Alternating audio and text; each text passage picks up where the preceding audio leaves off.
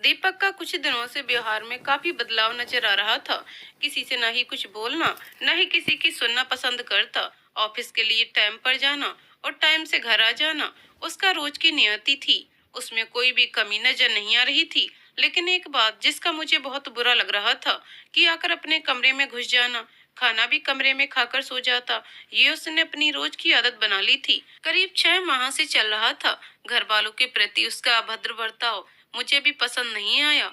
कभी मन हुआ तो एक आध सवाल जवाब दे दिया, नहीं मुंह फेर कर अपने काम में लग जाता। ये सोचकर दीपक के पापा का मन दुखी हो जाता है। दीपक के पापा कौशल प्रसाद एक कपड़े की दुकान पर काम किया करते थे। पैसों के अभाव में पापा पढ़ लिख ना सके और कोई खास नौकरी भी ना थी, तो मेहनत मजदूरी कर दोनों बच्चों को पढ़ाने के लिए खून पसीना एक कर दिया।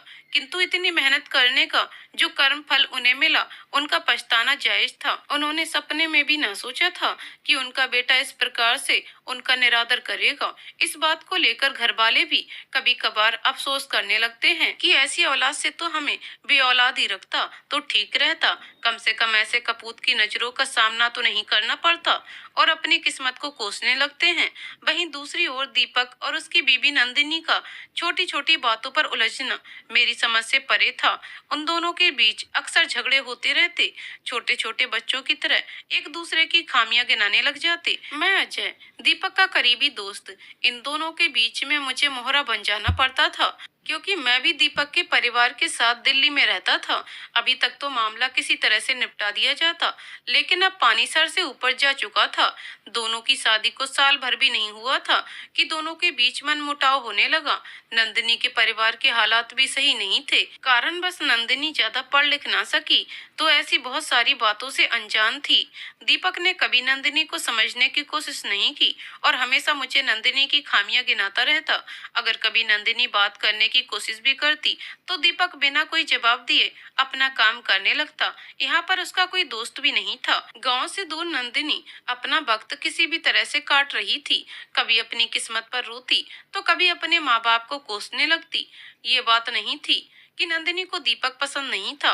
वो तो हमेशा दीपक को अपने दिल में बसाना चाहती थी, परंतु दीपक ने नंदिनी को कभी एक भी मौका नहीं दिया। इस बात को लेकर नंदिनी हमेशा उदास रहती थी। एक रोज की बात है, जब मैं ऑफिस से जल्दी आ गया, तब दीपक ऑफिस से आया ही था कि तुरंत नंदिनी दीपक को पानी देती है।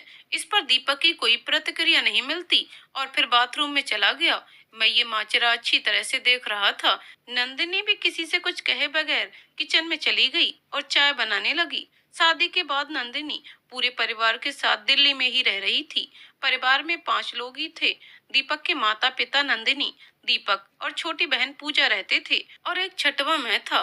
पूजा दिल्ली विश्वविद्यालय से स्नातक की पढ़ाई कर रही थी। तभी दीपक के पापा और मम्मी भी आ गए। मैंने आंटी और अंकल के पैर छूकर नमस्ते किया और अपनी जगह पर आकर बैठ गया। नंदिनी हम तीनों को चाय देने आती है, तो अंकल उसका उदास चेहरा देखकर सवाल करते हैं, बेटा नंदिनी, क्या बात है, तेरा चेहरा क्यों उतरा हुआ है? नंदिनी, कुछ भी नहीं बाबूजी। नंदिनी कुछ भी ना बोल सकी और अपने कमरे में चली गई। मैं उसके चेहरे की उदासी को पढ़ रहा था।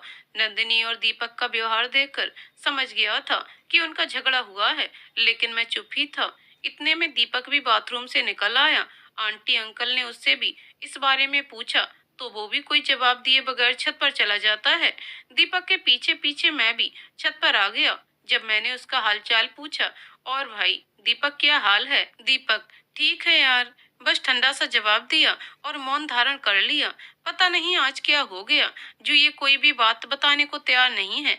मैं मन ही मन सोचने लगा, क्योंकि पहले दीपक कोई भी बात मुझसे छुपाया नहीं करता था, लेकिन ये बात कुछ अलग ही थी। मम्मी पापा से भी दीपक खुश नहीं था, क्योंकि वो समझता था उन्होंने उसकी शादी एक ऐसी लड़की से करा दी है जो कम पढ़ी लिखी है। दीपक के अंदर चिड़चिड़ापन इतना बढ़ गया था कि अगर उससे सरल स्वभाव में कोई बात पूछो, तो उसका जवाब गुस्से में ही मिलता था।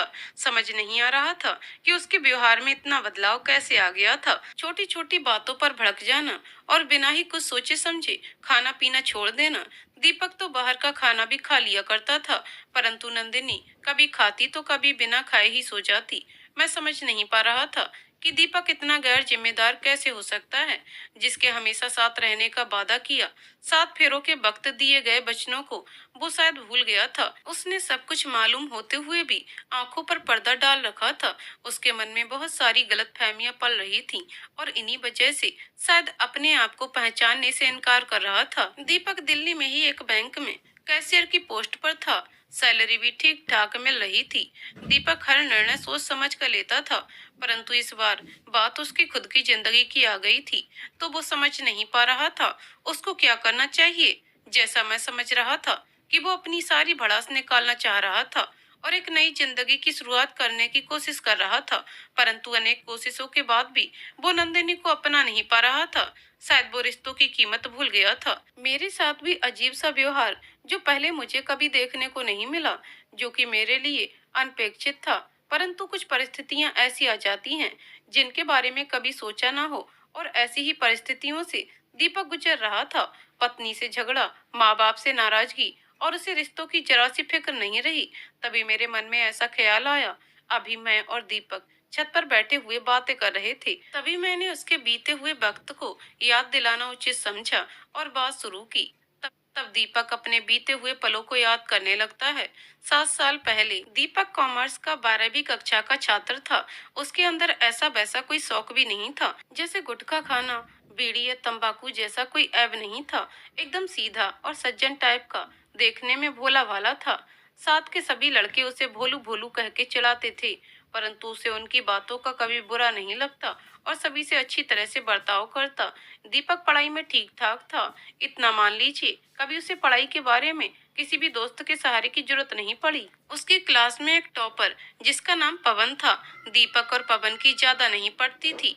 उसकी वजह ये थी, जब 11वीं कक्षा का रिजल्ट निकला तो दीपक तीसरे स्थान पर आया था और पवन पहले स्थान पर। दूसरे स्थान पर एक नितिन नाम का लड़का था। नितिन एक सर्वगुण संपन्न लड़का था। पढ़ाई के साथ साथ उसमें सारी बुरी आदतें थीं। किसी के फटे में टांग अड़ाना उसकी एक आदतों में से एक थी। रोड पर खड़े होकर सिगरेट पीना, चलती हुई लड़कियों के ऊपर कमेंट करना, ये उसके लिए आम बात थी। दीपक नितिन से भी दूर रहना चाहता था, किंतु उसकी कुछ अच्छी आदतों की वजह से उन दोनों में ठीक ठाक बनी हुई थी। मैं, अजय, दीपक और नितिन तीनों ज्यादातर साथ रहते। कभी किसी से कोई झगड़ा वगैरह होता तो नितिन उसकी अच्छी तरह से पुंगी बजा दिया करता था। जैसा कि मैंने बताया था कि वो लड़ाई में सबसे आगे रहता था।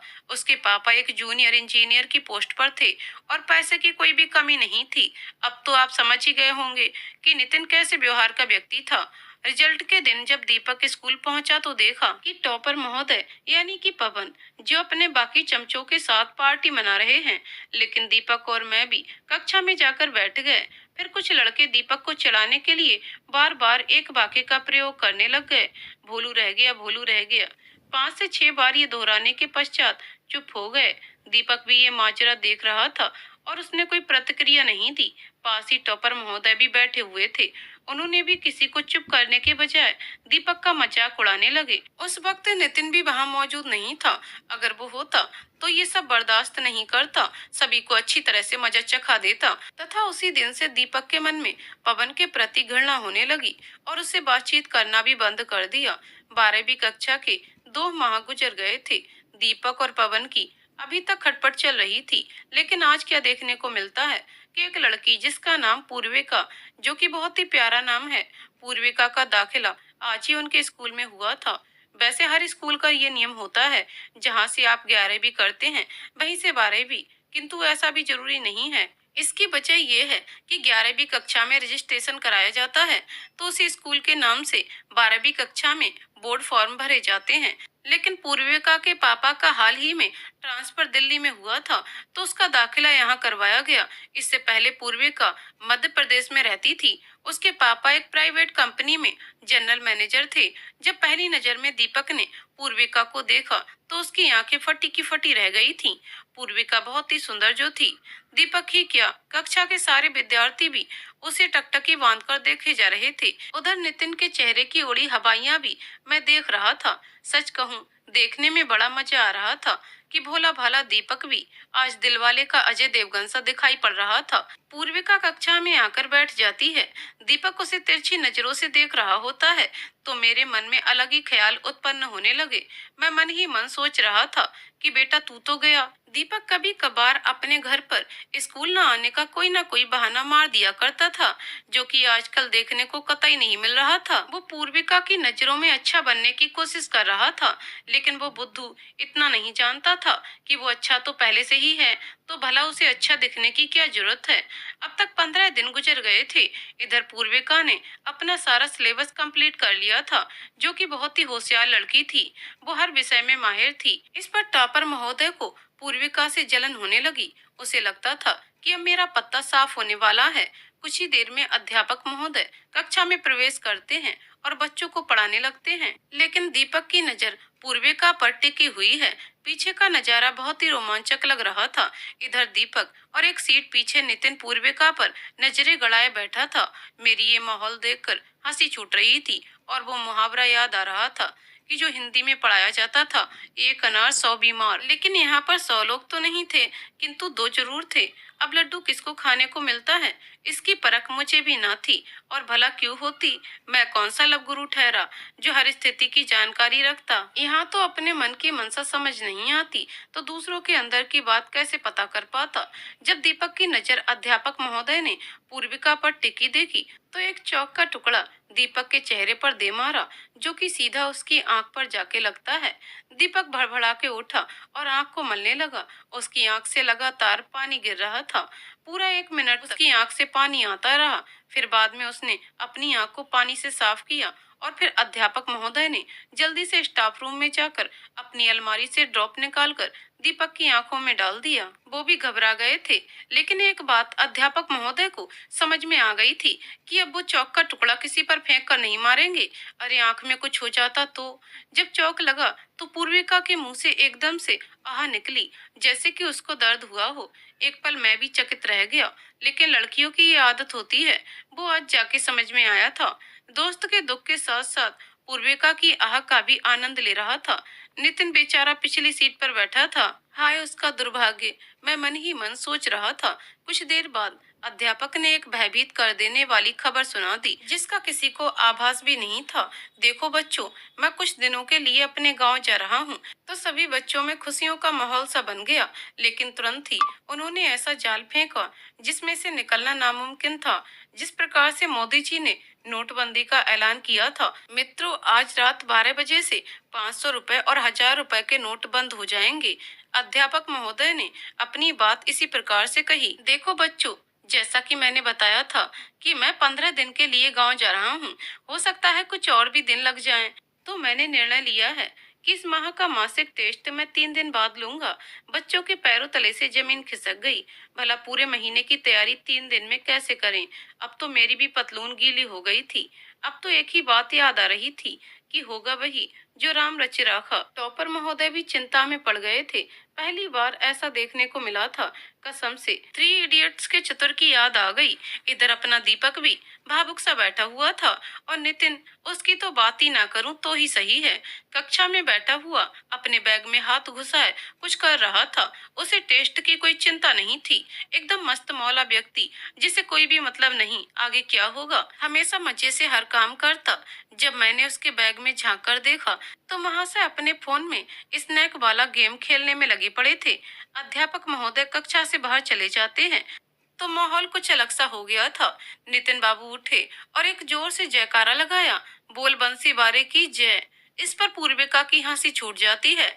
ये देख नितिन के मन में लड्डू फूटने लगते हैं। नितिन मन ही मन खुश हो रहा था। मेरे हिसाब से उसके दिमाग में फालतू के ख्याल उत्पन्न हो रहे थे।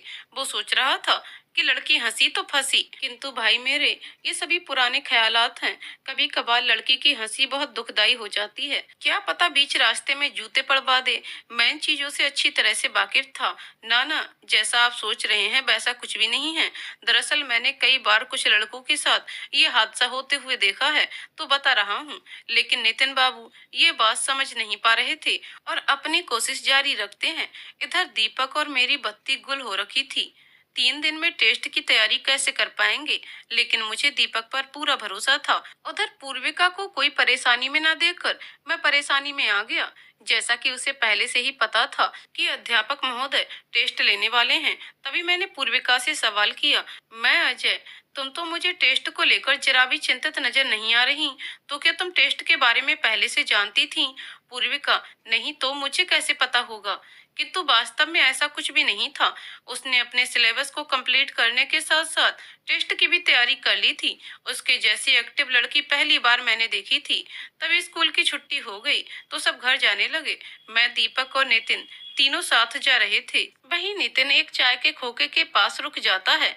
नितिन चाय वाले से, भैया एक गोल्ड फ्लैग देना। चाय वाले ने गोल्ड फ्लैग दी तो नितिन बाबू ने लाइटर से सिगरेट जलाई और धुआं उड़ाते हुए, क्यों भाई अजय, ये पूर्विका तुम्हारी भाभी बन पाएगी या नहीं?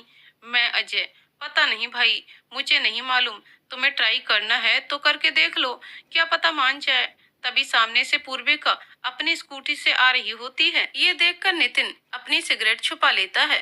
दीपक को ये सब बुरा लग रहा था। उसके अंदर क्या चल रहा था मेरी समझ से बाहर था। नितिन पूर्विका की नजर में एक अच्छा इंसान बनना चाह रहा था, लेकिन वो जुबान का थोड़ा भद्दा था और दिल का बहुत साफ था। पूर्विका को भद्दी जुबान वाले लोगों से सख्त नफरत थी, जो सीधे मुंह किसी से बात नहीं करते। हमेशा अपनी ही चलाने वाले लोगों से वो कम ही वास्ता रखती थी। इधर नितिन उनमें से एक था। ऐसी कोई बुरी आदत जो उसके अंदर ना हो। अब तीनों अपने अपने घर चले जाते हैं। मैंने खाना खाकर थोड़ी देर आराम किया और पढ़ाई करने के लिए दीपक के पास जाने की तैयारी करने लगा। मैं अक्सर पढ़ने के लिए दीपक के घर ही जाया करता था, क्योंकि मेरी और दीपक की अच्छी तरह से पड़ती थी। नितिन के मम्मी पापा के साथ में अच्छी तरह से घुल मिल गया था और मुझे भी उन लोगों के साथ टाइम बिताने में मजा आता था। जब मैं पहुंचा तो दीपक घोड़े बेचकर सोया हुआ था। मैंने 4 बार आवाज दी, दीपक दीपक दीपक दीपक उठ, भाई उठ जा, टेस्ट की तैयारी करनी है। इतने पर जब दीपक नहीं उठा तो मैंने एक जोर से लात मारी तो उसकी सारी नींद भाग गई। एकदम भड़बड़ाकर उठा और अपनी आंखें बंद करके बोला, यार सोने देना। मैं, बेटा अगर सोता रह गया तो तेरी मैना कहीं उड़ जाएगी। मैंने अंधेरे में तीर चलाया। ये सुनकर दीपक का चेहरा उतर सा गया। वो समझ गया कि मैं पूर्विका के बारे में बात कर रहा हूँ और कोई जवाब दिए बिना बाथरूम की ओर चला गया। मैंने उसकी सारी किताबें सेट की। दीपक की बुरी आदत थी कि उसकी सारी किताबें ज्यादातर बेड पर ही मिला करती थीं और फिर जरूरत वाली कुछ किताबें निकाल ली। दीपक के आने के बाद हम दोनों पढ़ने लगे। कभी कभार थोड़ी अध्यापक महोदय को भी गाली दे दिया करते, जिससे अंदर की भड़ास निकल जाती। दीपक बोला, बताओ उस खूसट को इतनी जल्दी टेस्ट लेने की क्या जरूरत थी? यार मैंने कोई तैयारी भी नहीं कर पाई थी। तभी मुझे मस्ती करने की सूझी और पूर्विका का नाम लेकर चिढ़ाने लगा। इस पर दीपक मन ही मन मुस्कुरा जाता है। अब मेरा दिमाग कंफ्यूज हो गया। इधर दीपक के दिल में पूर्विका के लिए दीप जल रहे हैं, तो उधर नितिन के मन में अरमानों की नदियां बह रही थीं। हम दोनों को पढ़ते पढ़ते रात के 9 बज गए तो आंटी अंकल ने मुझे जाने नहीं दिया। फिर मैं दीपक के साथ ही सो गया। मेरी नींद अक्सर कम समय में ही पूरी हो जाती है, तो मैं सुबह जल्दी उठ गया और नहा धोकर वापस घर जाने लगा। तभी मेरे मन में ख्याल आया, क्यों ना मैं नितिन के भी हाल चाल लेता हूँ। मैंने वैसे ही किया। नितिन के घर में कोई नहीं था, तो मैंने नितिन को आवाज लगाई तो पता चला वो छत पर बैठा सिगरेट पी रहा था। नितिन का भी यही हाल था। अब तो इन दोनों की नैया राम भरोसे टिकी हुई है। मैं खड़ा खड़ा सोच रहा था, बेचारा नितिन। नितिन की एक बुरी आदत ये थी, जब उसे कोई टेंशन होती तो अकेले में गुमसा होकर सिगरेट पे सिगरेट जलाया करता। आज भी वो वैसा ही कर रहा था। हम लोग उसे इस बात पर बहुत प्रवचन दिया करते, लेकिन वो मानने वालों में से कहाँ था।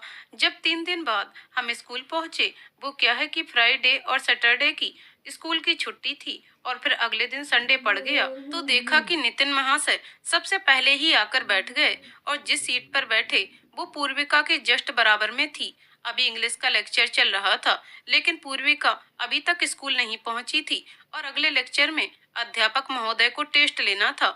अब सिर्फ अगले लेक्चर में केवल 15 मिनट बचे थे। दीपक और नितिन की नजरें दरवाजे पर टिकी हुई थीं। मैं ये माजरा अच्छी तरह से देख रहा था। भला मेरे पास काम ही क्या था? और दूसरी बात, मुझे भी बेचैनी सी हो रही थी। आखिर पूर्विका कहाँ रह गई, जो अभी तक नहीं आई? कुछ ही देर में पूर्विका कक्षा में प्रवेश करती है। दीपक और नितिन दोनों उसे देखकर दंग रह जाते हैं। वो चाह कर भी उसके पास जाके बात नहीं कर सकते, क्योंकि अध्यापक महोदय कक्षा में मौजूद थे। पूर्विका पूरी तरह से पसीने में भीगी हुई और बहुत ही ज्यादा थकी हुई महसूस हो रही थी। उसकी परेशानी मेरी समझ से बाहर थी। तभी अध्यापक महोदय ने पूर्विका से सवाल किया। अध्यापक: अरे पूर्विका, क्या हुआ बेटा? ये क्या हालत बना रखी है? पूर्विका: कुछ नहीं सर, मैं बस स्कूल आ ही रही थी कि रास्ते में अचानक से मेरी स्कूटी में पंचर हो गया। मैं तेज गति के कारण मेरा बैलेंस बिगड़ गया और मैं स्कूटी से गिर गई। वैसे ज्यादा चोट नहीं आई। यहाँ पास में कोई पंचर की दुकान नहीं थी, तो करीब 1 किलोमीटर मैं स्कूटी को पैदल ही खींच कर ला रही थी। और आज स्कूल में टेस्ट भी था, तो मैंने वापस जाना जरूरी नहीं समझा। अध्यापक: बेटा तुम घर चली जाओ। पूर्विका: नहीं सर, मैं ठीक हूँ। अध्यापक: तुमने अपने मम्मी पापा को बताया? पूर्विका: अभी नहीं सर, थोड़ी देर में बता दूंगी। इतना कहकर पूर्विका अपनी सीट पर बैठ जाती है। तभी नितिन ने पानी की बोतल आगे बढ़ाते हुए पूर्विका को दिया। ये लो, पानी P low. Poorvika: thank you, और पानी पीकर बोतल वापस कर दी। नितिन हल्का सा मुस्कुराते हुए: इसमें थैंक यू वाली कौन सी बात है? पूर्विका: चलिए ठीक, अब से नहीं बोलूंगी। वो भी मुस्कुरा जाती है। दीपक ये सब पीछे से देख रहा होता है और वो कुछ बोल ही ना सका। अध्यापक महोदय ने भी चपरासी को बुलाकर स्कूटी सही कराने के लिए भेजा। तभी पीछे से एक आवाज आई। टॉपर महोदय यानी पवन ने टेस्ट लेने के बारे में बात छेड़ देते हैं। ये टॉपर ऐसे क्यों होते हैं यार, मेरी भी समझ में नहीं आता। तभी अध्यापक महोदय ने टेस्ट की शुरुआत की और एक के बाद एक कठिन सवाल दे रहे थे। सभी बच्चों के तोते उड़े हुए और फिर सभी बच्चों को अलग अलग बैठा दिया गया। सभी बच्चों की नजरें ऊपर छत को देख रही थीं। एक तरफ टॉपर महोदय और दूसरी ओर पूर्विका बैठे हुए थे। पूर्विका की साइड में थोड़ी दूर पर नितिन बैठा हुआ था, जो कि उसको निहार रहा था। शायद उसको पूर्विका से प्यार हो गया था। दीपक और मैं अध्यापक महोदय के जस्ट बराबर में और दोनों ओर बैठकर अपना टेस्ट दे रहे थे। नकल करने के कोई आसार नजर नहीं आ रहे थे, पर कुछ ना कुछ तो सभी कर रहे थे। कोई हाथ पे हाथ रखकर नहीं बैठा था। नितिन भी थोड़ा बहुत लिख रहा था और फिर थोड़ी थोड़ी देर बाद पूर्विका को निहारने लग जाता। पूर्विका की कलम भी रुकने का नाम नहीं ले रही थी, दनादन लिखे जा रही थी। तभी उसकी नजर नितिन पर पड़ी तो देख रही है कि नितिन उससे नजरें हटाने का नाम नहीं ले रहा है। वो शर्माकर अपनी नजरें झुका लेती है। अब टेस्ट में सिर्फ 10 मिनट बचे थे। सब जल्दी जल्दी लिखने लगे। कुछ ही देर बाद अध्यापक महोदय ने कॉपी जमा करने को बोल दिया और फिर सारी कॉपी लेकर स्टाफ रूम की ओर चले गए। आज जब अध्यापक बाहर चले गए तो इस पर नितिन की कोई प्रतिक्रिया नजर नहीं आई। जैसे पहले जयकारे लगाना, डांस करना उसकी रोज की आदत थी, वो शरारत मुझे आज दिखाई नहीं पड़ी। क्या नितिन बदल रहा था या पूर्विका को ये सब दिखाने के लिए कर रहा था? इधर दीपक शांत सा बैठा हुआ है, लेकिन दीपक उतना बेचैन नहीं था जितना बेचैन नितिन लग रहा था। दीपक को पूर्विका से लगाव तो था, पर शायद इतना भी नहीं कि उसके लिए पागल हो जाए और अपनी पढ़ाई पर जरा भी ध्यान ना दे। वो ऐसा नहीं था। पढ़ाई से उसका बहुत गहरा नाता था। उसे अपने परिवार की बहुत चिंता रहती। उसके पापा कपड़े की दुकान पर काम करके अपने दोनों बच्चों को पढ़ा रहे थे, इसी कारण वो इन सब चीजों से दूर ही रहता था। लेकिन शायद दीपक को वक्त चाहिए था अपनी बात पूर्विका तक पहुंचाने के लिए, और वक्त भला किसका इंतजार करता है।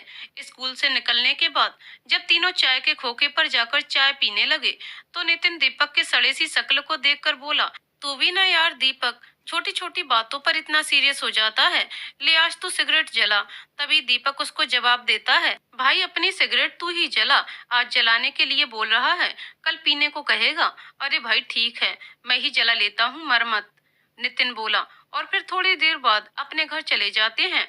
दीपक ये तो जानता था कि नितिन पूर्विका से कभी कभार बात कर लेता है, जैसे आज पानी की बोतल उसे दी, किंतु वो ये नहीं जानता पूर्विका को लेकर नितिन के दिमाग में क्या खिचड़ी पक रही है। उधर नितिन को पूर्विका से प्यार हो गया था। उसकी हालत तो पहले से ही ऐसी थी। अब वो बस पूर्विका को प्रपोज करने के बारे में सोचने लगा था, लेकिन कैसे? रात के 10 बजे थे। नितिन पूर्विका को याद करने लगता है। उसकी प्यारी सी स्माइल जो उसे पानी की बोतल वापस करते वक्त प्यार भरी नजरों से दी थी।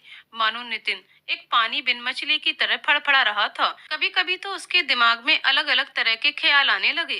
कहीं पूर्विका का कोई बॉयफ्रेंड तो नहीं है, नहीं ऐसा नहीं हो सकता, लेकिन क्या पता, हो भी सकता था। और फिर सोचने लग जाता है, मुझे भी तो अपने दिल की बात बतानी है उसे। अगर ऐसे ही हाथ पर हाथ रखकर बैठने से कुछ नहीं होगा, कभी तो सोचता कि उसे अपने घुटने पर बैठकर सबके सामने प्रपोज करूं। नहीं नहीं, ये करने की मेरे अंदर हिम्मत नहीं है। वैसे तू खुद को बड़ा जिगर वाला समझता है, हर एक चलती लड़की पर कमेंट करता था, अब क्या हो गया? अपने आप से सवाल करता है। फिर उसके दिमाग में एक आइडिया आया कि वो एक लेटर लिखे और फिर उस लेटर को पूर्विका को दे। लेकिन उसके लिए भी सामने से जाने की हिम्मत नहीं थी। चलो लेटर तो लिख ही लूं, देने के बारे में कल सोचता हूँ। नितिन सोचने लगा और फिर लेटर लिखने लग जाता है। न जाने कितने पन्ने खराब कर दिए। वो नहीं जानता था कि लेटर कैसे पेपर पर लिखा जाता है, कैसे कलर का होना चाहिए। लड़कियों के पसंदीदा कलर के बारे में भी नहीं जानता था। तो वो एक साधारण सा फोटो स्टेट वाले पेपर पर लेटर लिखने लग जाता है। नितिन बिना किसी को बताए वो पूर्विका से अपनी बात कहना चाह रहा था। अब तक रात के 12:30 बज चुके थे, तो वो सोने चला जाता है। लेकिन उसे नींद कहाँ आने वाली थी। सुबह स्कूल भी जाना था और अध्यापक महोदय टेस्ट का रिजल्ट भी बताने वाले थे। लेकिन नितिन को टेस्ट की कोई फिक्र न थी। दरअसल वो तो पूर्विका के लिए स्कूल जा रहा था। और फिर 2 बजे जाके नितिन को नींद आई। सुबह को स्कूल में क्या देखता है कि कक्षा में कोई भी नहीं पहुंचा। वहां केवल पूर्विका ही दिखाई देती है। नितिन मौके का फायदा उठाकर पूर्विका का हाथ थाम लेता है और अपने मन की सारी बात कह देता है। ये सुनकर पूर्विका शर्म से अपना सर झुका लेती है और नितिन के हाथ को कस के पकड़ लेती है। नितिन के बदन में एक झंझनाहट सी होने लगी। किसी लड़की का इतने प्यार भरा स्पर्श उसने पहली बार महसूस किया। थोड़ी देर में जब दोनों की नजरें मिली, दोनों एक दूसरे में डूबे हुए हैं और धीरे से एक दूसरे की तरफ बढ़ते हैं। और फिर देर न करते हुए नितिन पूर्विका को अपने सीने से लगा लेता है। तभी नितिन की मम्मी की आवाज आती है, अरे कमबख्त मारे, अब तो उठ जा, सुबह के 9 बजे हैं, स्कूल नहीं जाना। नितिन की अचानक से आंख खुल जाती है और सोचने लगता है कि ये सपना था। फिर अपने सर में हाथ मारता है और मुस्कुराने लगता है।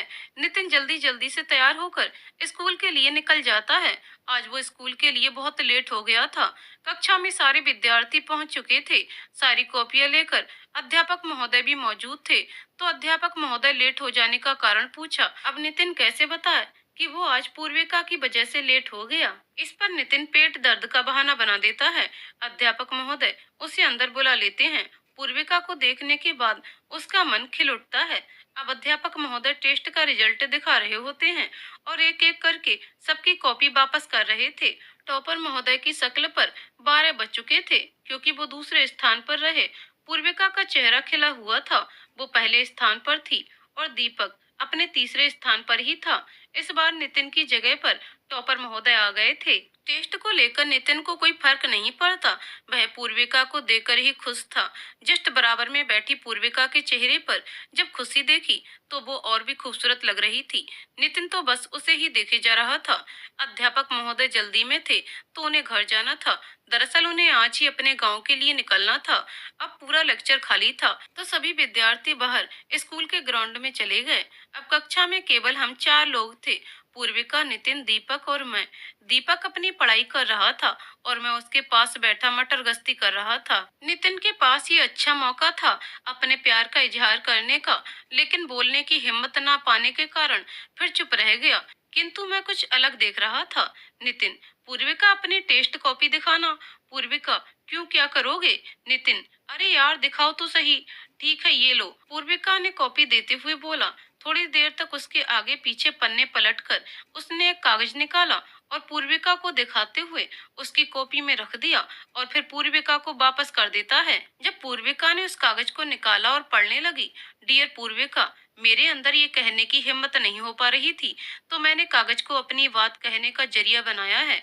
मैं सच कह रहा हूँ पूर्विका, जिस दिन से मैंने तुमको देखा है अलग अलग तरह के सपने बुन रहा हूँ और मैं अपनी दुनिया में तुम्हें महसूस करने लगा हूँ। मेरे दिल में अजीब सी फीलिंग आती है और हमेशा तुमको अपने पास महसूस करता हूँ।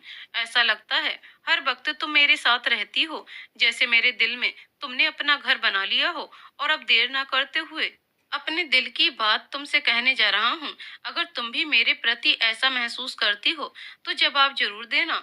मैं तुम्हें 3 दिन तक का वक़्त दे रहा हूँ। तुम आराम से सोचकर अपना जवाबी लेटर लिख देना। अब मैं तुम्हें अपने दिल की बात कहता हूँ। I love you Purvika, Nitin. Letter पढ़ने के बाद पूर्विका ने एक लंबी सी सांस ली। उसका चेहरा लाल हो गया था। शायद गुस्से में लग रही थी, या फिर उसके साथ ऐसा पहली बार हुआ था। तभी बिना कुछ कहे अपना बैग उठाकर घर चली गई। अब नितिन टेंशन में आ गया। अब क्या होगा? अगर कोई जवाब नहीं देना था तो कोई बात नहीं, लेकिन ऐसे क्यों चली गई? थोड़ी देर में स्कूल की छुट्टी होने को थी। सभी विद्यार्थी कक्षा में आ गए। पूर्विका के दिखाई न देने पर दीपक ने मेरे से सवाल किया, अजय, ये पूर्विका नजर नहीं आ रही, कहाँ चली गई? वो तो चली गई, मैंने जवाब दिया। चली गई, लेकिन इतनी जल्दी और बिना बताए? दीपक को इस बारे में कुछ भी पता नहीं था कि आज नितिन और पूर्विका के बीच में क्या हुआ है। तभी स्कूल की छुट्टी हो गई। सभी बच्चे घर के लिए निकल जाते हैं।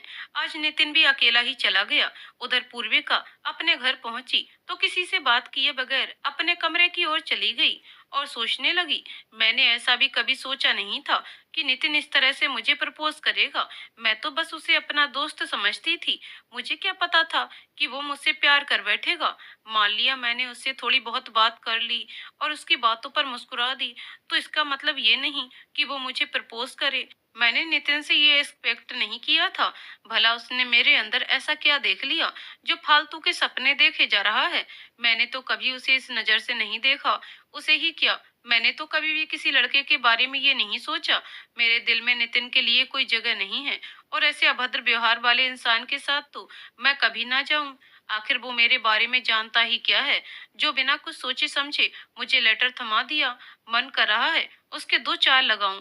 ये कहते गुस्से में तकिए को नोचने लगती है और कहती है, मैं कल बताऊंगी इस नितिन के बच्चे को। इतना कह के चुप हो जाती है। तभी पूर्विका की मम्मी उसे बुलाती है। बेटा पूर्विका, आजा खाना खा ले, मुझे भूख नहीं है अभी। पूर्विका बोली, अरे तूने सुबह से नाश्ते के अलावा कुछ खाया भी है, या ऐसे ही भूख नहीं है? माँ, मैंने बोला ना कि मुझे भूख नहीं है अभी। ठीक है, मर भूखी, मत खा। इतना बोलकर माँ अपने काम में लग जाती है। पूर्विका थकी हुई थी और ऊपर से ये टेंशन आ गई। अब वो सोना चाहती थी, लेकिन उसे नींद नहीं आती है। कभी इधर करवट बदलती है तो कभी उधर। थोड़ी देर में पूर्विका को नींद आ जाती है। शाम के 7 बजे हुए थे। तभी पूर्विका की मम्मी उसे उठाने आ जाती हैं। कब तक सोएगी? आखिर तुझे आज हो क्या गया है? चल उठ, 7 बज गए हैं। मम्मी, मुझे सोना है अभी। अरे अब कितना सोएगी? इतनी देर से सो तो रही थी। चल उठ, तेरे पापा बुला रहे हैं, खाना खा ले। माँ, मैंने बोला तो था मुझे भूख नहीं है। ये तूने दोपहर को बोला था, लेकिन अब शाम हो रही है। चल उठ, या पापा को बुलाऊं?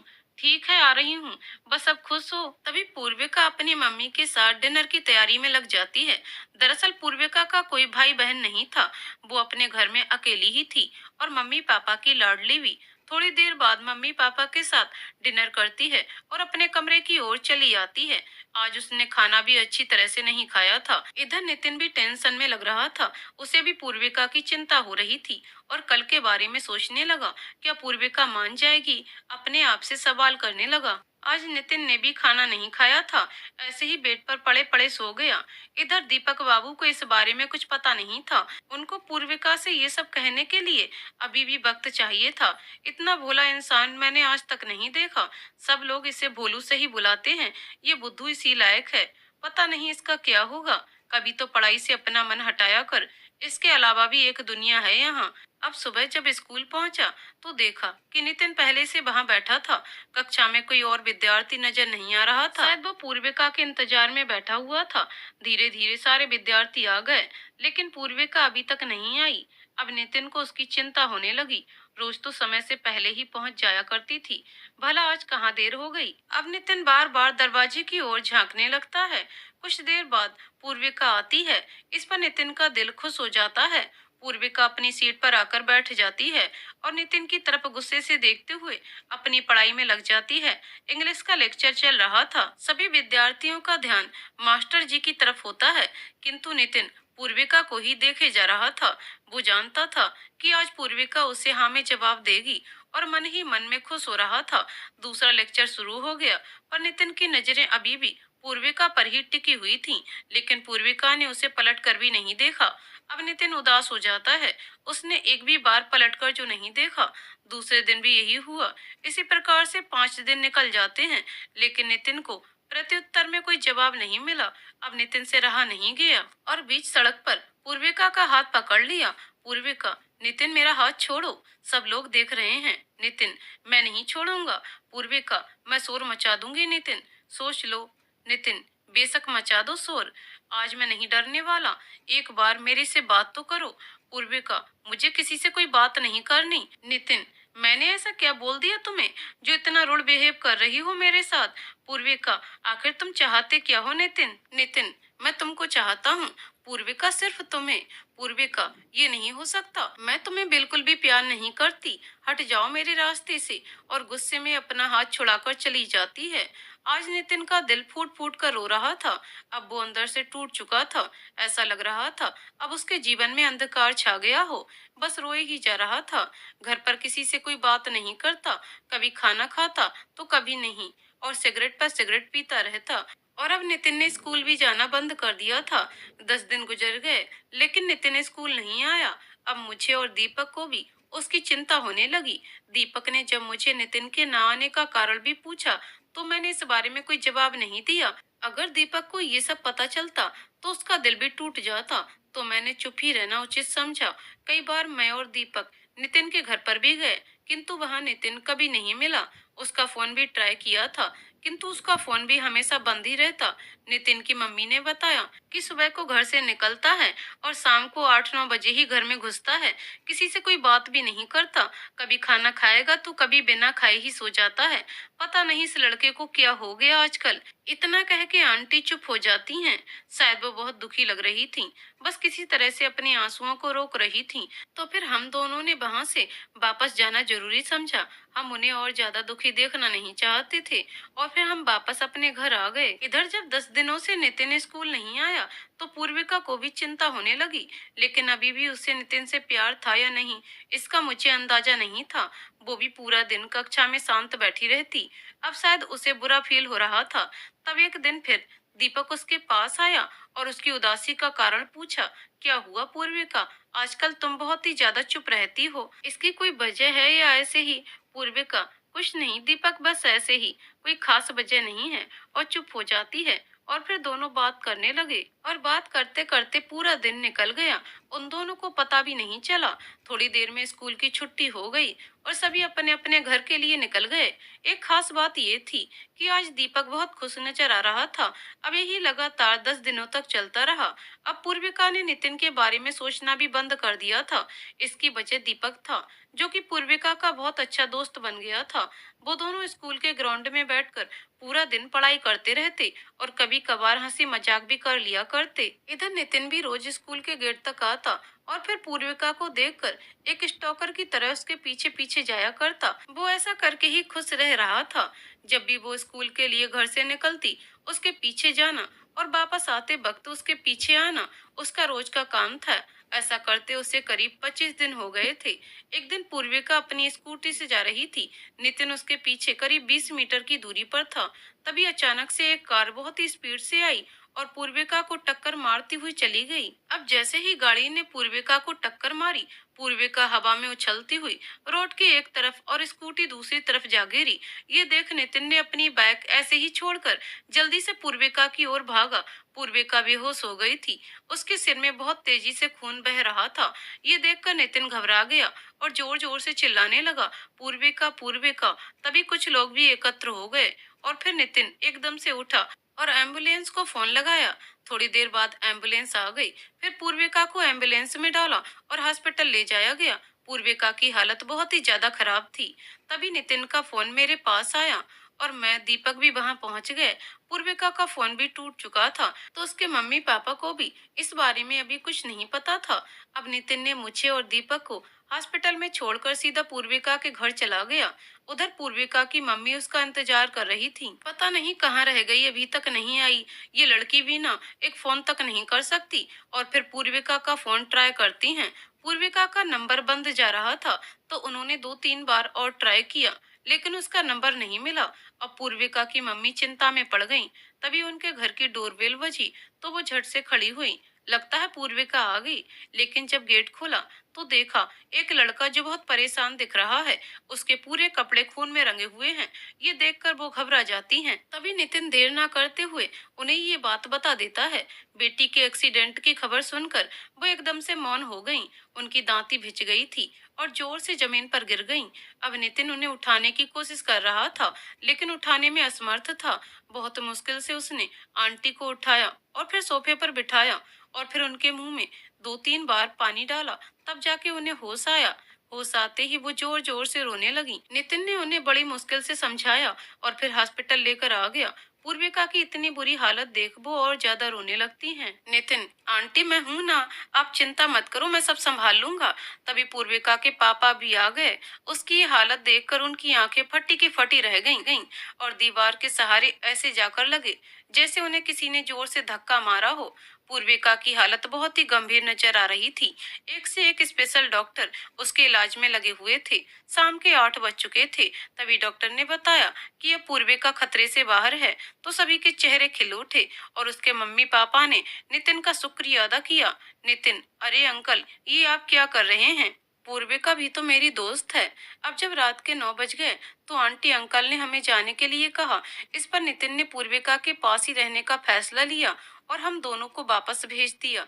नितिन की परेशानी भी जायज थी। आखिर वो पूर्विका से बहुत प्यार जो करता था और अब तो उसका प्यार और भी गहरा हो गया था। मैं और दीपक रोज वहां जाते और वापस चले आते थे। मैंने नितिन के घर से उसके कुछ कपड़े लेकर उसको दिए तो उसने अपने कपड़े बदल लिए थे। नितिन पूरा दिन यहाँ से वहां घूमता रहता, जैसे मेडिकल से दवाइयां लाना, ऐसे बहुत सारे काम किया करता। उसे पूर्विका की खुद से भी ज्यादा फिक्र रहती। उधर दीपक भी चिंता में पड़ा रहता, लेकिन उसके बस में कुछ नहीं था। उसे हमेशा अपने घर वालों का डर रहता। इसलिए पूर्विका के लिए एक रात भी हॉस्पिटल में ना रुक सका और घर पे जाकर अकेले में रोने लगता। 3 दिन गुजर गए। पूर्विका को अभी तक होश नहीं आया था। सुबह के 10 बजे हुए थे। आंटी नहाने गई थी तो नितिन अकेला ही पूर्विका के पास बैठा हुआ था। तभी पूर्विका की हल्की सी आवाज निकली, माँ, मम्मी। तभी नितिन खड़ा हो गया और जल्दी से पूर्विका के पास गया तो देखा कि अब उसे होश आ गया है। अब जैसी पूर्विका ने अपनी आंखें खोली तो नितिन को अपने सामने पाया। शायद पूर्विका को नितिन के पास होने का यकीन नहीं हो रहा था, तो उसने अपनी आंख बंद करके दोबारा से खोली तो फिर से नितिन वही था। नितिन के चेहरे पर एक अलग ही खुशी नजर आ रही थी, जैसे उसे आज सब मिल गया हो। उसकी आंखों से आंसू गिरने लगे। पूर्विका को कुछ समझ नहीं आ रहा था। तभी आंटी नहा के वापस आ गईं और पूर्विका को होश में देखकर खुशी से पागल हो गईं और तुरंत ही अंकल को फोन करके बताया। अब अंकल की सारी चिंताएं दूर हो गई थीं। अब नितिन पूर्विका का पूरा ख्याल रखने लगा। डॉक्टर जो भी चीज लाने को कहते वो उसमें जरा सी भी देर नहीं करता। उसकी दवाई से लेकर खाना पीना सब नितिन ने अपने हाथ में ले लिया था। जैसे मैंने पहले बताया था कि पूर्विका का और कोई भाई बहन नहीं था, तो ये सब जिम्मेदारी नितिन ने ले ली। नितिन को देखकर पूर्विका के मम्मी पापा भी बहुत खुश थे। करीब 15 दिन गुजर गए थे। नितिन पूर्विका की बहुत अच्छी तरह से देखभाल कर रहा था। पूर्विका ये सब देख रही थी तो उसे नितिन की सारी अच्छाइयों के बारे में मालूम हुआ। वो बहुत अच्छा महसूस कर रही थी। उसका नितिन ने इतना अच्छा ख्याल जो रखा। तभी एक दिन जब नितिन पूर्विका को जूस पिला रहा था और आंटी भी वहां पर मौजूद थी, तो पूर्विका की नजरें नितिन को देख रही थीं। शायद उसकी आंखों में कुछ ढूंढने की कोशिश कर रही हूँ। ये जब नितिन ने देखा तो अपने आप को संभालते हुए पूर्विका को जूस पीने को कहता है, लेकिन आज पता नहीं उसे क्या हो गया था और फिर से नितिन की आंखों में झांकने लगी। शायद उससे पूछ रही हो कि तुम वही नितिन हो। और एक बार फिर नितिन ने अपने आप को संभाला। ये क्रम निरंतर 4-5 बार चला। नितिन बार बार पूर्विका को जूस पीने को कहता और पूर्विका बार बार नितिन को देखने लग जाती। तभी नितिन जूस का गिलास हटाकर वापस जाने लगा और फिर अब क्या देखने को मिलता है कि पूर्विका ने नितिन का हाथ पकड़ लिया। नितिन, पूर्विका ये क्या कर रही हो तुम? पूर्विका, कुछ भी मत बोलो, मैं जो कर रही हूँ सही कर रही हूँ। नितिन, पूर्विका हाथ छोड़ो, अगर आंटी ने देख लिया तो गड़बड़ हो जाएगी। पूर्विका, हो जाने दो, अब मुझे किसी का कोई डर नहीं है। नितिन, मेरी बात मानो पूर्विका, ये सब ठीक नहीं है। पूर्विका, क्यों ठीक नहीं है? तुम तो मुझे बहुत प्यार करते थे, अब कहाँ गया तुम्हारा प्यार? नितिन, मैं तुम्हें प्यार नहीं करता। पूर्विका, तो क्यों मेरा रोज स्टॉकर की तरह पीछा किया और यहाँ 15 दिन से क्यों पड़े हुए हो? क्यों मेरे होश में आने के वक्त तुम ही मेरी आंखों के सामने थे? बताओ नितिन, क्यों? है तुम्हारे पास कोई जवाब? नितिन, देखो पूर्विका, ऐसी कोई बात नहीं है। मैं यहाँ बस तुम्हारी देखभाल के लिए रुका था और कुछ नहीं। पूर्विका, अच्छा, तो तुम केवल मेरी देखभाल के लिए ही रुके थे? खाओ मेरी कसम कि तुम अब मुझसे प्यार नहीं करते। अब नितिन चुप हो जाता है। उसके पास कोई जवाब नहीं था और बाहर जाने लगता है। तभी पूर्विका उसे जाने से रोकती है और जवाब मांगती है। अब पूर्विका की आंखों में से आंसू निकलने लगे। नितिन भी अपने आप को बहुत रोक रहा था और अपना हाथ छुड़ाने की कोशिश कर रहा था, लेकिन पूर्विका ने उसका हाथ बहुत जोरों से पकड़ रखा था। पूर्विका बस रोए जा रही थी। नितिन, क्यों कर रहे हो तुम ऐसा? मुझे बताओ ना, मुझे छोड़कर मत जाओ प्लीज। नितिन प्लीज, पूर्विका ने रोते हुए कहा। अब नितिन का दिल भी पिघल गया और फिर पूर्विका को प्यार भरी नजरों से देखा। दोनों की आंखें एक दूसरे से मिली हुई थीं और दोनों की आंखों में आंसू बह रहे थे। वह क्या दृश्य था! पूर्विका आज प्यार का एहसास अच्छी तरह से समझ पा रही थी। नितिन भी बहुत ज्यादा खुश था। फिर दोनों ने एक दूसरे के आंसू पोंछे और फिर पूर्विका कहने लगी, अब तुम मुझे छोड़कर कभी नहीं जाओगे। नितिन पूर्विका से कभी न जाने का वादा करता है कि अब वो उससे दूर कभी नहीं जाएगा और एक बार फिर एक दूसरे के करीब आकर एक दूसरे की आंखों में डूब जाते हैं। तभी पूर्विका देर ना करते हुए नितिन के सीने से लग जाती है और कस के एक दूसरे को जकड़ लेते हैं। करीब 2 मिनट तक वो दोनों एक दूसरे की बाहों में जकड़े रहते हैं। दोनों के शरीर में बिजली सी दौड़ने लगती है, लेकिन कोई भी अलग होने को तैयार नहीं था। क्या देखने लायक नजारा था! आज दोनों प्रेमी एक हो गए हैं। और फिर एक आवाज हुई। शायद आंटी अंदर की तरफ आ रही थी। तभी दोनों झट से अलग हो गए और नितिन पूर्विका को फिर से जूस पिलाने लग जाता है। पूर्विका और नितिन आज बहुत खुश लग रहे थे। पूर्विका को खुश देखकर आंटी भी खुशी जाहिर नहीं कर पा रही थी। शायद उनके लिए भी ये सबसे अच्छा दिन था। अब दिन भर पूर्विका की आंखें नितिन को और नितिन की आंखें पूर्विका को ढूंढती रहती थीं। इधर दीपक को पूर्विका की चिंता खाए जा रही थी कि वो अब कैसी है। पता नहीं कब से स्कूल आएगी और मेरे से बात करेगी। मैं उसे फोन भी नहीं कर सकता। उसका फोन जो टूट गया, मैं क्या करूं? उससे कैसे बात करूंगा इस हालत में? तो मैं अपने दिल की बात भी नहीं कह सकता। धीरे धीरे 1 महीना गुजर गया था। इधर पूर्विका की हालत में भी सुधार नजर आ रहा था, तो उसने स्कूल जाने का निर्णय किया और फिर स्कूल जाने लगी। अक्सर नितिन और पूर्विका साथ ही जाते थे। पहले नितिन पूर्विका को उसके घर छोड़ता, फिर अपने घर को चला जाया करता। दोनों अच्छी तरह से रह रहे थे और बहुत खुश थे। दीपक जब ये देखता तो उसका मन उदास हो जाया करता। उसे अभी पूरी तरह से कन्फर्म नहीं था कि नितिन और पूर्विका के बीच में क्या चल रहा था, लेकिन फिर भी बहुत ही कम बात करता। कभी कभी सोचता कि पूर्विका के एक्सीडेंट ने तो मेरी किस्मत ही उलट पुलट कर दी। मैंने क्या सोचा था और क्या देखने को मिल रहा है। जब एक दिन स्कूल में कोई भी विद्यार्थी नहीं आया तो दोनों पास में बैठकर बातें करने लगे। पूर्विका का चेहरा आज खिला खिला सा लग रहा था। धीरे धीरे दोनों और करीब आ गए। दोनों के बीच में जरा भी फासला नहीं बचा और एक दूसरे में डूबे हुए हैं। ऐसा लग रहा था जैसे पंछियों का एक जोड़ा किसी डाल पर बैठा हलचल कर रहा हो और किसी भी प्रकार के डर से बहुत दूर चले गए हों। दोनों के हाथ एक दूसरे के कंधे पर रखे हुए हैं और आंखों आंखों में बात कर रहे हैं। पूर्विका और नितिन अपने होठों को एक दूसरे के करीब ले जा रहे होते हैं। अब बस दोनों के होठ आपस में मिलने वाले होते हैं। तभी अचानक से दीपक कक्षा में प्रवेश कर जाता है और तुरंत ही नितिन और पूर्विका अलग हो जाते हैं।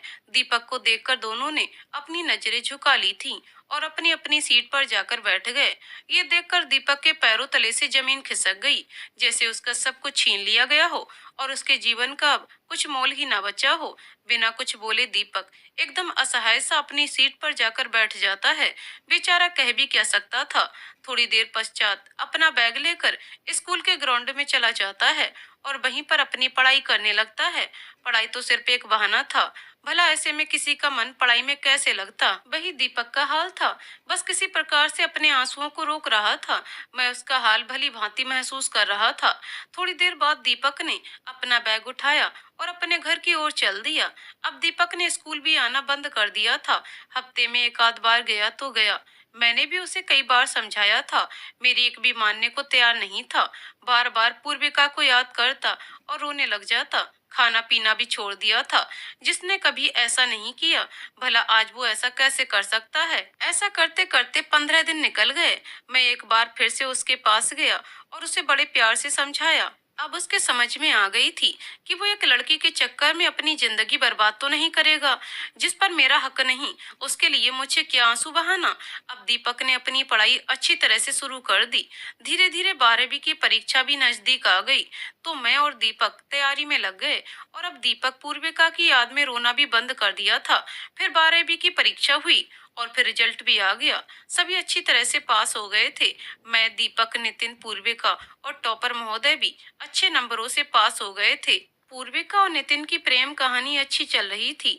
अब सब लोग आगे की सोचने लग जाते हैं कि आगे क्या करना चाहिए। ये सोचकर दीपक हंसने लगा। यार अजय, मैं भी ना कितना भोलू था, जो पूर्विका को प्रपोज भी ना कर पाया और उसे नितिन ले गया। ये सोचकर दीपक और हंसने लगा। ये देख मुझे भी हंसी आ गई। बहुत दिनों के बाद मैंने उसके चेहरे पर हंसी देखी थी। और मैं और दीपक अभी भी छत पर बैठे हुए बात कर रहे थे। रात के 11 बज चुके थे। हमने खाना भी नहीं खाया था। दीपक की हंसी देखकर नंदिनी ऊपर चली आई और जीने के गेट पर खड़ी होकर मंद मंद मुस्कुराने लगी। दीपक हंसी रहा था। तभी मेरी नजर नंदिनी पर पड़ी। मैं कुछ बोलने ही वाला था कि नंदिनी ने अपने मुंह पर उंगली रखकर मुझे चुप ही रहने को कहा। दीपक को इस तरह से हंसता हुआ देख वो अपना सारा गम भूल गई थी और खुद भी मुस्कुराने लगी। थोड़ी देर तक नंदिनी खड़ी रही और फिर चली गई। और फिर दीपक सोचने लगा, 6 साल पहले 12वीं के बाद दीपक और मैंने एक कॉलेज में बीकॉम में एडमिशन ले लिया। पूर्विका और नितिन ने किसी दूसरे कॉलेज में एडमिशन ले लिया था। हालांकि उनका कॉलेज भी पास था, किंतु हम लोग फिर भी दूर हो गए थे। फोन पर कभी कभार बात हो जाया करती और फिर वो अपने रास्ते और हम अपने रास्ते। उस कॉलेज में हम दोनों किसी को भी नहीं जानते थे। दीपक आज भी भोला भाला और शांत स्वभाव वाला था। भला इंसान में क्या बदलाव आता है? बस थोड़ा हुलिया ही तो बदल जाता है। दिल तो सबका वैसा ही रहता है। कक्षा में हमारा तीसरा दिन था। मैं देख रहा था कि एक लड़की जिस दिन से हम कॉलेज में आए हैं तभी से दीपक को देखे जा रही है। लेकिन दीपक ने कभी उसकी तरफ गौर नहीं किया। वो अब सिर्फ अपनी पढ़ाई से मतलब रखता था, किसी से कोई फालतू बात नहीं करता। शायद वो डरता था कहीं पहले की तरह कुछ हुआ तो वो सहन नहीं कर पाएगा और हमेशा लड़कियों से दूर ही रहता। आज हमें कॉलेज में 8 दिन हो गए थे, लेकिन वो लड़की फिर भी दीपक को देखे जा रही थी। शायद उसे दीपक के अंदर कुछ दिखा हो। उसका शांत स्वभाव या उसकी मंद मंद हंसी, ऐसी बात नहीं है। दीपक हैंडसम नहीं था, बस उसकी बदली हुई हेयर स्टाइल, वो आंखों पर फ्रेमलेस चश्मा, क्लीन शेव में अपना दीपक का लुक काफी चेंज हो गया था। उस लड़की ने अपना नाम मानवी बताया। जब मैंने दूसरे दिन जाकर उसे पूछा, धीरे धीरे मानवी से हमारी पहचान बन गई। कभी कभी हम साथ में कहीं घूमने भी चले जाया करते थे। दीपक मानवी पर ज्यादा ध्यान नहीं देता। जब पढ़ाई का लोड ज्यादा हुआ तो हमने एक कोचिंग ज्वाइन करने का सोचा और कोचिंग सेंटर की काफी तलाश करने के बाद एक जगह हमें पसंद आ गई और फिर हमने उस कोचिंग में जाने का फैसला किया। अगले दिन से हमें कोचिंग ज्वाइन करनी थी। जब मैं, दीपक और मानवी दूसरे दिन कोचिंग के लिए गए तो कुछ अलग ही देखने को मिला जिनसे हम दूर हुए थे। हाँ हाँ, पूर्विका और नितिन उसी कोचिंग में पढ़ते थे। हम दोनों को देखकर पूर्विका और नितिन बहुत खुश हुए। दीपक और मैं भी बहुत खुश थे। लेकिन हम सबके अलावा कोई और भी था जो दीपक को देखने के बाद खुद को ही भूल गई थी और पागलों की तरह अपनी नजर दीपक से हटाने का नाम ही नहीं ले रही थी। मैं बहुत ही अचंभे में पड़ गया था कि एक वक्त वो था जब पूर्विका के पीछे 2 लोग पड़े थे और आज ये एक दिन है कि दीपक के पीछे 2 लड़कियां पड़ी हैं। अगर इसे किस्मत ना कहें तो क्या कहें। यहाँ जो गर्लफ्रेंड के लिए मरा जा रहा है उसे तो कोई घास नहीं डाल रही, और जो लड़कियों से दूर भाग रहा है उसके पीछे दो दो पड़ी हुई हैं, मानवी और अनन्या। मानवी, जैसा कि मैंने बताया था कि मानवी हमारी क्लासमेट थी। उधर अनन्या, जो कि पूर्विका की बहुत ही क्लोज फ्रेंड थी। पूर्विका, आज ये एक दिन है कि दीपक के पीछे 2 लड़कियां पड़ी हैं। अगर इसे किस्मत ना कहें तो क्या कहें। यहाँ जो गर्लफ्रेंड के लिए मरा जा रहा है उसे तो कोई घास नहीं डाल रही, और जो लड़कियों से दूर भाग रहा है उसके पीछे दो दो पड़ी हुई हैं, मानवी और अनन्या। मानवी, जैसा कि मैंने बताया था कि मानवी हमारी क्लासमेट थी। उधर अनन्या, जो कि पूर्विका की बहुत ही क्लोज फ्रेंड थी। पूर्विका दीपक के बारे में अक्सर अनन्या को बताया करती थी। अब अनन्या ने तो दीपक को अपना सब कुछ मान लिया था। इधर दीपक ने मानवी को कभी नोटिस नहीं किया, तो इस पर मानवी उदास हो जाया करती थी। फिर मैं उसे समझाया करता। हालांकि मानवी ने मुझे नहीं बताया कि वो दीपक को पसंद करती है। हे राम, इन लड़कियों को समझाना मेरे बस की बात नहीं थी। अब हम तीनों साथ साथ कोचिंग जाया करते। मानवी दीपक के साथ जाना चाहती थी, किंतु वो हमेशा आगे निकल जाया करता। तब मैं और मानवी साथ चलते थे और धीरे धीरे मेरी और मानवी की दोस्ती हो गई। उधर अनन्या दीपक को देखती रहती और कोचिंग के सभी लड़कों की नजर भी अनन्या पर रहती। मुझे अक्सर ये देखने को मिलता था। अनन्या देखने में काफी सुंदर, वो घुंघराले बाल, काली काली आंखें और गालों में हल्के हल्के डिम्पल किसी को भी पागल कर सकते थे। उसका मासूम सा चेहरा जो दीपक ने कभी नोटिस नहीं किया। अब तो उसे अपनी पढ़ाई से ही मतलब था, न किसी को देखना और न किसी से ज्यादा बोलना। खासकर लड़कियों से तो वो दूर ही रहने लगा था। पूरा महीना बीत गया, लेकिन अनन्या और दीपक की कोई बात नहीं बनी। अनन्या रोज दीपक की तरफ देखती, लेकिन दीपक ने एक भी बार नहीं देखा। अब भला अनन्या ये तो कहने से रही कि दीपक तू मुझे देख। अब अनन्या से नहीं रहा गया, तो उसने ठान लिया था कि अब वो दीपक को खुद ही प्रपोज करेगी। फिर एक दिन जब मैं और दीपक शाम को कोचिंग से वापस घर जा रहे थे, करीब शाम 6 बज गए थे। धूप भी खत्म होने चली थी। सभी स्टूडेंट चले गए थे और सड़क पर भीड़ भी नहीं थी। मैं और दीपक, साथ में मानवी भी चल रही थी। हम आगे आगे, हमारे पीछे 3 लोग और थे, पूर्विका, नितिन और अनन्या। पूर्विका बार बार अनन्या को दीपक के पास भेजती है। तब अनन्या दीपक के करीब जाती है और वापस लौट आती है। वो भी दीपक की ही तरह थी, जो कि 1 महीने से दीपक का ही इंतजार करती रही। आखिर में अनन्या हिम्मत करके दीपक के पास जाती है। तभी क्या देखने को मिला कि अनन्या दीपक का हाथ पकड़े हुए थी। इस पर दीपक एकदम भौचक्का सा रह गया और अनन्या की तरफ देख रहा है। उसकी आंखें फटी की फटी रह गईं। उसके साथ ऐसा पहली बार जो हुआ था। दीपक अभी भी चुप ही खड़ा था, वो कुछ बोल ही नहीं पा रहा था। तभी अनन्या ने उसे प्यार भरी नजरों से देखा। ये नजारा हम सब देख रहे थे, लेकिन मानवी को ये बिल्कुल भी अच्छा नहीं लग रहा था। वो किसी भी तरह से दीपक का हाथ अनन्या से छुड़ाना चाहती, किंतु ऐसा कर भी नहीं सकती थी और चुप ही रही। मैं मानवी का उतरा हुआ चेहरा अच्छी तरह से पढ़ पा रहा था। अनन्या अभी भी दीपक का हाथ थामे हुए थी और उसकी नम आंखें दीपक को देख रही थीं। पीछे से पूर्विका भी बार बार अनन्या को इशारा कर रही थी, लेकिन अनन्या की नजर दीपक पर ही टिकी हुई थी। जैसे दो प्रेमी एक प्रेम रूपी संसार में भ्रमण कर रहे हों और किसी भी प्रकार के भय मात्र से बहुत दूर चले गए हों। तभी दीपक अपना हाथ छुड़ाने की कोशिश करता है, किंतु उसका हाथ अनन्या ने इस प्रकार से पकड़ा होता है कि आसानी से छुड़ा पाना मुश्किल था। और फिर दीपक ने अनन्या को हल्का सा झकझोरा।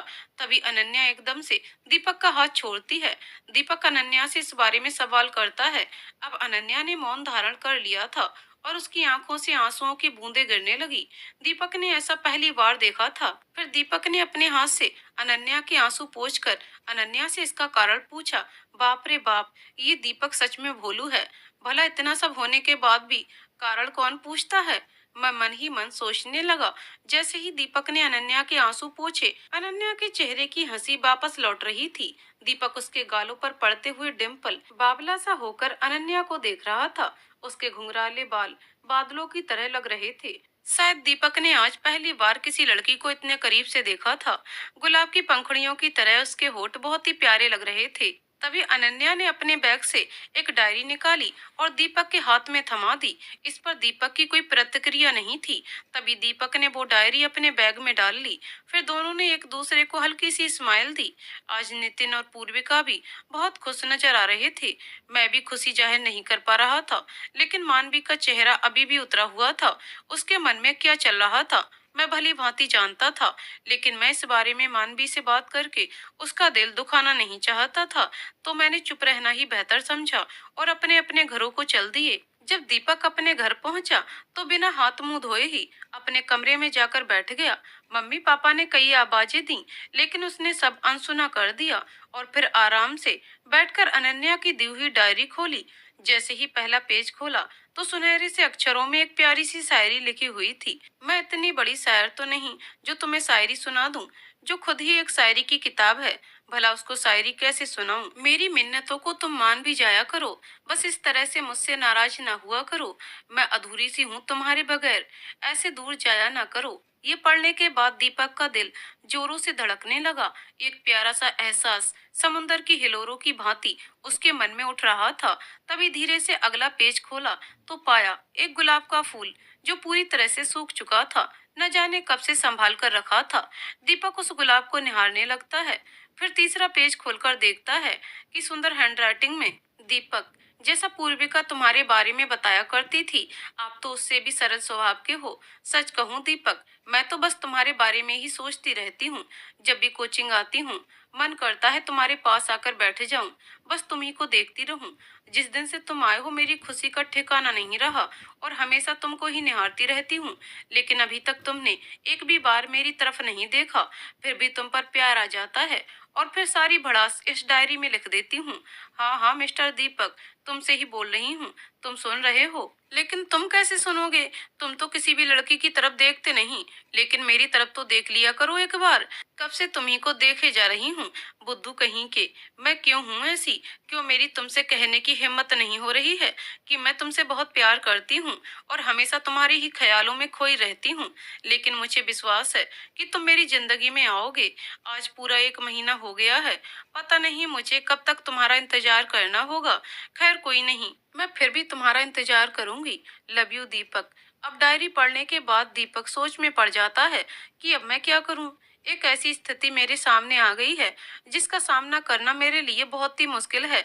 उधर अनन्या की हालत एक बिन पानी की मछली की तरह हो गई है और कल के बारे में सोच रही है कि दीपक उसका होगा या नहीं, और सोचते सोचते सो जाती है। अगले दिन जब दीपक कोचिंग में पहुंचा तो देखता है कि अनन्या उसकी राह देख रही है। अनन्या की नजर दरवाजे पर ही टिकी हुई है और दीपक को देखते ही अनन्या के चेहरे पर एक प्यारी सी स्माइल आ जाती है। दीपक भी अनन्या की तरफ हल्का सा मुस्कुरा देता है। अभी तक तो यही सोचता आ रहा था कि आज कोचिंग में मेरे साथ क्या होने वाला है। अनन्या के सामने मेरी हिम्मत कैसे होगी? उसने इतनी बड़ी बात जो कह दी है मुझसे, लेकिन ऐसा बिल्कुल भी नहीं हुआ और अपनी जगह पर जाकर बैठ जाता है। अनन्या की आंखें अब दीपक के ही ऊपर टिकी हुई हैं और जब दीपक अनन्या को देखता है तो उससे नजरें नहीं मिला पाता है और फिर पढ़ने लगता है। लेकिन आज उसका भी पढ़ने में मन नहीं लग रहा था और बार बार अनन्या की तरफ देखे जा रहा था। अब मानवी जब ये नजारा देख रही थी तो उदास हो जाती है और रुआंसी सी होकर दीपक की तरफ से अपना मुंह फेर लेती है। लेकिन अब धीरे धीरे दीपक अनन्या से अपनी नजरें मिलाने की कोशिश कर रहा है और फिर दोनों एक दूसरे की आंखों में डूब जाते हैं। टीचर क्या पढ़ा रहा है, दोनों में से किसी को कुछ नहीं पता और धीरे धीरे कोचिंग का टाइम भी खत्म हो जाता है। सभी स्टूडेंट्स कोचिंग से बाहर निकल जाते हैं। दीपक और अनन्या अभी भी बैठे हुए हैं। तभी मैंने दीपक को हल्का सा झकझोरा और अनन्या को भी आवाज दी। अनन्या जल्दी से उठी और शर्माकर बाहर चली जाती है। दीपक को देखने के बाद मुझे भी ऐसा लग रहा था कि अब ये हाथ से गया, अब इसे कोई नहीं रोक सकता। जाने एक डायरी ने ऐसा क्या जादू कर दिया कि अब दोनों की नजर एक दूसरे पर से हटने का नाम नहीं ले रही। लेकिन जो भी हो, आज दीपक के चेहरे पर अलग ही खुशी नजर आ रही थी जो शायद एक साल पहले खो गई थी। अनन्या का चेहरा भी खिल उठा था, लेकिन अभी भी उसके चेहरे पर चिंता युक्त भाव नजर आ रहे थे। वो शायद इस बात को लेकर परेशान होगी कि आज आखिर क्या होने वाला है। दीपक की ये हंसी प्यार वाली है, ये ऐसे ही दिखावटी है जो मुझे दिखाने के लिए हो। कहीं उसे मेरा डायरी देना अच्छा लगा या नहीं? डायरी में जो लिखा है वो पढ़ के बुरा तो नहीं लगा? उसके मन में सवाल पे सवाल उठ रहे हैं, लेकिन अब उन सभी सवालों का जवाब केवल दीपक के पास ही है, जिसके लिए अनन्या को इंतजार करना होगा। हल्की हल्की बारिश की बूंदें आ रही हैं। बारिश की वजह से सारे स्टूडेंट्स चले जाते हैं। रास्ता कल की तरह साफ सा हो गया। पूर्विका और मानवी ने दुपट्टे से अपना सर ढक लिया था। मुझे भी ठंड सी लगने लगी थी, लेकिन अनन्या का सर अभी भी खुला हुआ है। वो थोड़ी थोड़ी भीग गई है और ठंड की वजह से कपकपाने लग जाती है। बारिश की वजह से अंधेरा भी हो गया था। अब अनन्या दीपक का काफी देर से इंतजार कर रही होती है, लेकिन दीपक अभी तक उसके पास नहीं पहुंचता है। तो इस पर अनन्या उदास हो जाती है और फिर गुस्से में अपने घर जाने लगती है। उसकी आंखों में आंसू बहने लगते हैं। दीपक बाबू अभी तक इसी सोच में डूबे हुए हैं कि मैं अनन्या के पास कैसे जाऊं। लेकिन जब तक दीपक ने अनन्या को जाते हुए देखा, तो इस पर दीपक ने अनन्या को आवाज दी, किंतु वो नहीं रुकी, क्योंकि उसने पहले से ही दीपक का बहुत इंतजार कर लिया था। शायद अनन्या से अब इंतजार नहीं हो रहा था। बेचारी 1 महीने से इंतजार ही तो कर रही थी, और कब तक इंतजार करे। और फिर दीपक दौड़कर अनन्या के पास पहुंच गया, और फिर जल्दी से अनन्या का हाथ थाम लेता है।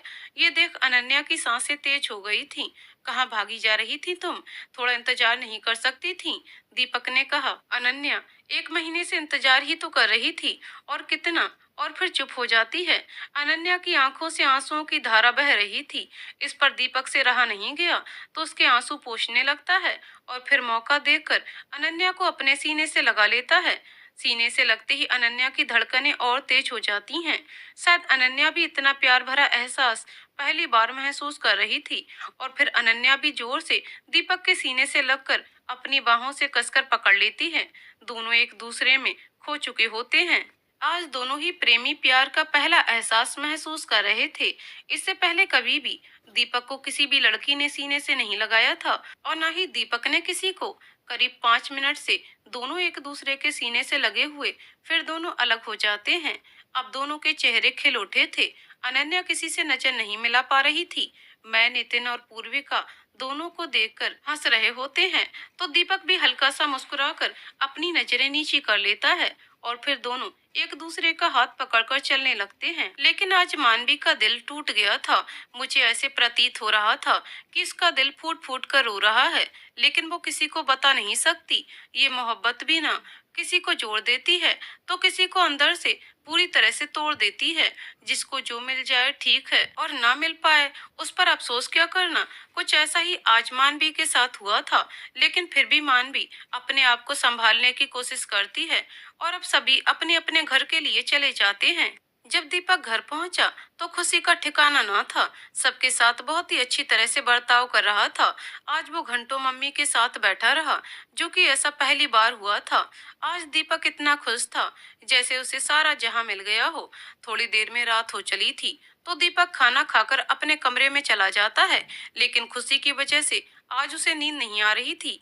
उधर अनन्या का भी यही हाल था। वो भी बार बार सोने की कोशिश करती, किंतु नींद आने का नाम नहीं ले रही थी। अनन्या के पास उसका फोन नंबर भी नहीं था, जो दीपक से बात भी कर लेती। हालांकि अब दोनों का बात करने का बहुत मन हो रहा था। अपने अपने घर में दोनों ही कोई उपाय खोज रहे थे। तभी अनन्या को पूर्विका का ख्याल आया। नहीं नहीं, वो तो अभी सो गई होगी। रात के 12 बजे हुए हैं। और फिर सोने को ट्राई करती है। तभी दीपक को याद आया कि अनन्या ने जो डायरी दी थी, शायद उसमें उसका नंबर लिखा होगा। और तुरंत ही दीपक वो डायरी निकालकर नंबर डायल करने लगता है। फिर सोचता है कि ये नंबर अनन्या का ही है ना, जो होगा देखा जाएगा, और नंबर डायल कर देता है। फोन की घंटी और दीपक की धड़कनें साथ साथ चलने लगी थीं। तभी अनन्या के फोन की रिंग बजी। इतनी रात को किसका फोन आ गया? अनन्या ने अपने आप से कहा। जब देखा तो एक अनजान नंबर से कॉल थी। अनन्या ने पहली दफा में फोन काट दिया, तो इस पर दीपक को लगा कि किसी और का फोन है जो फोन नहीं उठा रहा है। तभी अनन्या के फोन की दोबारा से रिंग बजी, और फिर अनन्या ने फोन उठा लिया। हेलो, कौन? अनन्या ने पूछा। इस पर दीपक की कोई प्रतिक्रिया नहीं मिली। अरे भाई, कौन बोल रहे हो? इतनी रात को फोन क्यों किया है? अनन्या फिर से बोली। मैं बोल रहा हूँ। कौन मैं? कोई नाम तो होगा भाई। अनन्या गुस्से में बोली। मैं दीपक बोल रहा हूँ। इतना सुन के अनन्या, क्या दीपक बात कर रहे हो? सच में? हाँ हाँ, मैं दीपक ही बोल रहा हूँ। इतना सुनकर अनन्या खुशी से झूम उठती है। सच्ची दीपक, मैं तुम्हें ही मिस कर रही थी। मुझे नींद ही नहीं आ रही थी। बस तुमसे ही बात करने का मन कर रहा था, लेकिन कैसे करूं? मेरे पास तुम्हारा नंबर। अब बस भी करो, मैंने फोन कर लिया ना। वैसे तो मुझे भी तुमसे बात करने का मन हो रहा था। तभी मैंने तुम्हारी दी हुई डायरी खोली, और फिर वहां तुम्हारा नंबर लिखा था, तो फिर फोन कर लिया। अच्छा किया। मैं तो ये भूल ही गई थी कि डायरी में मेरा नंबर भी लिखा है। और फिर दोनों बात करने लग जाते हैं। बात करते करते सुबह के 4 बज जाते हैं, लेकिन किसी का भी फोन रखने का मन नहीं करता। दोनों की आंखों में नींद भरी हुई है। कोई भी सोने का नाम नहीं ले रहा है। तभी दीपक की आंख लग जाती है, और अनन्या बार बार हेलो हेलो करती रह जाती है। अनन्या को थोड़ा बुरा लगता है। तभी सोचती है कि अब सुबह के 4 बज चुके हैं। हो सकता है दीपक सच में सो गए हों। अब अनन्या भी सोने की कोशिश करती है, किंतु उसे नींद नहीं आती। फिर दीपक के बारे में सोचने लगती है। धीरे धीरे सुबह हो गई और अनन्या अपने घर के काम काज में लग जाती है। उसकी आंखों में नींद भरी है, फिर भी काम करने लग जाती है। अनन्या के बड़े भैया, जो दिल्ली पुलिस में हैं, और दूसरे दिल्ली हाई कोर्ट में सरकारी वकील। घर में किसी भी चीज की कमी नहीं है। अनन्या दोनों भाइयों की लाडली है और दोनों भाई उस पर जान छिड़कते हैं। अगर अनन्या को जरा सी भी तकलीफ होती है तो पूरा घर ही इधर उधर कर देते हैं। अनन्या के घर में उसके अलावा मम्मी पापा, दो भाई और एक भाभी भी हैं। छोटे भाई की अभी शादी नहीं हुई है। दोनों नंद और भौजाई में अच्छी तरह से बनती है। एक दूसरे से अपने मन की हर बात बताती हैं। आज अनन्या भी बहुत उत्सुक थी कि वो अपनी भाभी को दीपक के बारे में कैसे बताए। घर में सभी लोग उसके इर्द गिर्द घूम रहे हैं और अभी मुझे भी कॉलेज जाना है, फिर कोचिंग। उसके बाद जब घर वापस आई तो भैया आ जाते हैं। बेचारी अनन्या अपनी खुशी किसे जाहिर करे। एक भाभी ही तो जिन्हें वो बता सकती है। तभी अनन्या अचानक से पेट दर्द का बहाना बना देती है। जैसे ही वो अपने रूम में वापस आई, उसके दोनों भाई पीछे पीछे आ गए। अनन्या, क्या हुआ बेटा? बड़े भैया ने कहा। कुछ नहीं भैया, हल्का सा पेट दर्द है, बस ठीक हो जाएगा। अरे ऐसे कैसे ठीक हो जाएगा अपने आप? तू दवा लेने चल मेरे साथ। हाँ हाँ भैया, आप सही कह रहे हैं, इसे दवा दिलाने चलते हैं। छोटे भैया बोले, मुझे कुछ नहीं हुआ, आप इतना क्यों परेशान हो रहे हैं? ठीक हो जाएगा, जरा सा ही तो दर्द है। फिर तो बेटा दवा तो लेनी चाहिए ना। बड़े भैया ने फिर से कहा। भैया मैं ठीक हूँ, आप ड्यूटी पर जाइए, मैं ले लूंगी दवा। अभी तो कोई डॉक्टर भी नहीं आया होगा। ठीक है, ध्यान से, मैं माँ को बोल देता हूँ। ये कहकर दोनों भाई ड्यूटी चले जाते हैं और फिर अनन्या ने गहरी सांस ली। आज तो बाल बाल बचे। दीपक जी, क्या प्यार में ऐसे झूठ बोलने पड़ते हैं? मैंने नहीं सोचा था। और फिर से बिस्तर पर लेट जाती है। चलो आज कॉलेज नहीं जाना पड़ेगा और भाभी से भी बहुत सारी बातें करने को मिलेंगी। अब सुबह के 9:30 बज चुके थे। इधर दीपक बाबू घोड़े बेचकर सोए हुए थे, क्योंकि आज माँ घर पर नहीं थी। वरना किसी की इतनी मजाल जो इतनी देर तक सो सके। उसकी छोटी सिस्टर पूजा, जो अभी 9वीं कक्षा में पढ़ती है, पापा के लिए खाना बना देती है और पापा भी काम पर चले जाते हैं। तभी दीपक बाबू की आंख खुलती है। वो देखते हैं कि किस प्रकार से उन्होंने पूरे बिस्तर पर नागिन डांस किया था, जो पूरी तरह से बिगड़ा हुआ है। आज वो कुछ इस तरह से सोए थे कि बेड की पूरी चादर जमीन पर गिर रही होती है। बाप रे, आज मम्मी नहीं है घर पर, वरना मेरी आज खैर नहीं थी। और फिर जल्दी से फोन की तरफ भागता है। देखता है कि अनन्या के 10 मिस्ड कॉल थे और आश्चर्यचकित होकर, इतने मिस कॉल तो आज तक किसी के भी नहीं आए मेरे पास। फिर ये क्या है? अब दीपक ने तुरंत ही अनन्या को फोन लगाया, लेकिन उसका फोन बंद जा रहा था। तो दीपक चिंता में पड़ गया। उसने और 4 से 5 बार फोन किया, अब भी नंबर बंद जाता है।